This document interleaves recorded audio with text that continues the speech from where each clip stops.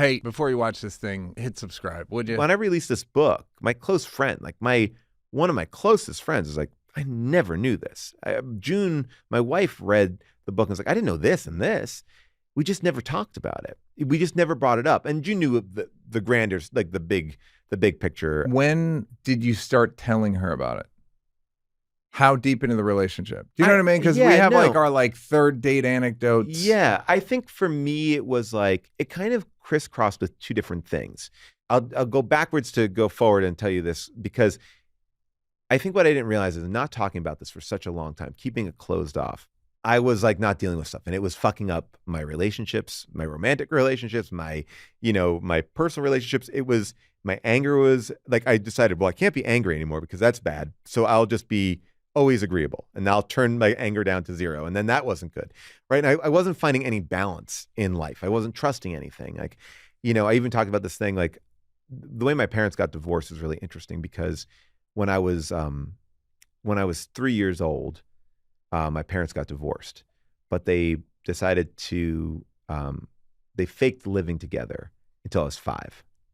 Part of your mother's thing of like contests and situations. Yeah. But it was this weird thing of like my dad was like leaving when I was going to bed and then coming there before I got to school. Or once I remember I walked by, I got up in the middle of the night and I saw in the guest bedroom like my dad was sleeping in the guest bedroom, and that was weird, as a kid. Yeah, and I was like, what? There were a lot of snorers and bad backs. Well, that was it. It was like my mom was like, "Oh, our bed's broken." Yep. And I was like, "Oh, right, makes sense. Great metaphor for divorce too." And that was this thing. So I was like, "There's like trust issues. There was like relationship issues. There's a lot of issues that I had." And so when I finally met June, my wife, I had finally started to go to therapy in a way where I started talking about it because I had gotten out of a bad relationship. Or I got out of not a bad relationship, but a relationship that wasn't a healthy relationship. Mm-hmm. And we were going to couples therapy together, and she left. And she's like, I'm out of couples therapy, and when this relationship is over. And I was like, got it. And the therapist said, I think you should stay. Hey, main man, stay. Hang after class. And I was like, all right, yeah. And that was like really when I started to kind of get in touch with all these things. And this is like a long process, but that was the beginning of it. And so June probably comes in about 3 or 4 years into that process of me like starting to be open with it. So it starts to become something that I'm more comfortable telling, at least like to somebody I'm in a relationship with, like letting them understand who I am a little bit. How did you couch it before then? It was just like, this is my personality. I don't know how it got this way. Well, I don't think that anyone even like looked, like I was like, oh, I'm not going to, I wouldn't fight with like. Did you have any suspicions? About myself? Yeah. Yeah. No, I don't think I was able to name it, right? I knew like, okay, angry can't be good. Like I knew. But you also know enough about just from movies and fucking podcasts, like how psychology works. Right. But at 20, I didn't. I was a fucking idiot. Right. Like, I mean, and especially then it's like, I was watching, it wasn't like, I wish I was and like I was enlightened then, or I knew I knew that I had this thing, but I didn't, in my mind, we got out of it. And so it was okay. Right. And that was like a motto for our whole family. It was like, oh, it's not how broken, did I have questions about how you felt about your mom. Because there's you must have held it against her a little bit, right? At some point, or no? I didn't really hold anything against my mom because in many respects, we were in it together. Yeah. Right. And again, how many times have you watched This Boy's Life? I mean, by the way, that was a movie that spoke to me so much. Right? When it came out, I told Chappelle to go see it. Yeah. He watched it and thought I was kidding. I was like, no, dude, this fucking I like DiCaprio because of that. Yes. And you know what moment I like? At the end, when they get away and he screams by that like stream. Yeah. And I was like, yep, right there. Oh, that movie like spoke to me in a way that I'd never really experienced. So much so I was like, I got to read more. What was it, John? Tobias Wolff. Tobias Wolff. Yeah. That was interesting. I was like, oh, I can identify with this character. I can be in this world. But I didn't know. And I think what it was is like, because I put it out of mind, right? I put it like, we're not talking about him. We got out of it. Yeah. I'm not in it. I pulled myself up. I'm fine. I'm functional. Did you give your mom credit for leaving? Were you grateful for it? And I give her, like, I think the thing is like writing this book now as a parent. I have 2 kids. I have an 8-year-old and a 10-year-old. I have so much more empathy for my parents in the sense that I have way more tools than them. We're trying to do right by our kids. We're trying so hard. I know that look, I don't know what I would do if I heard this about my kids, but I know I would do something. I would do everything I could to. It is funny though, when you're like, when I have a kid, I'm gonna show them. And my girlfriend has a kid, and I've apologized to my mom. Yeah. For criticizing her. So I was like, oh, I didn't. It's like criticizing someone for their behavior during a hurricane. Well, it's like, dude, it's so hard. And I'm not saying you should get with the guy and did it, but she was literally doing her best. That's really, I think that empathy part, like this book, I think probably came out of me now because I was able to talk about it. And I also worked on it. Like, I didn't want to have kids for a while because I was like, I don't want to, will I lose my shit again? I don't know how to control it. Like I didn't want to even be married. I didn't, like, because of divorce and all these things, like, were these clouds that I've kind of like wouldn't eat apples. Yeah. Apples, still love apples. Gotta get to that apple. The whole take nothing away from apples, but no love lost. But that, I think that empathy is important. And I feel like the thing that I'm trying to take with what I'm learning from that. So yes, so to answer your question, I never really had anger at my mom. Although when I tell people the story, they're like, aren't you mad at your mom? Yeah. And I'm like, no, because I see us together in it. The story that I'm telling, and very much like I said to you earlier, like, I'm telling my story. I'm not telling my mom's story. My mom had her own set of very intense issues with this person. That's not, for me, like, I'm not writing her biography, right? And I tried to be very aware of that. Like, I'm not trying to analyze my dad. I'm not trying to analyze my mom. They are side characters in my story, and I'm giving you a glimpse of them that is enough that I think allows for their own privacy as they are alive and they have friends. And those friends are going to read this book. Like, I was very happy. And then that was a conscious choice to be like, you tell your own story, but I'm telling mine. And yes.